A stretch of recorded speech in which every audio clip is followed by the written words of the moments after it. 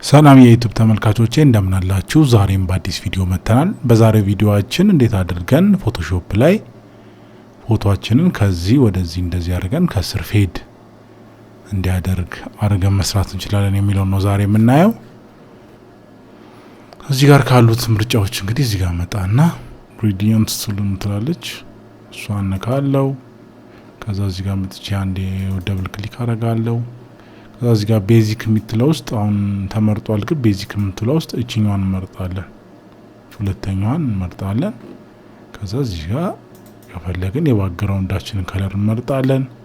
ከዛ ኦኬ እንላለን። ከዛ ኦኬ ድጋሚ።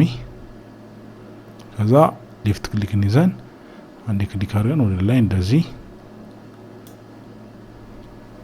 እስከዚህ እያደረገን መስራት እንችላለን።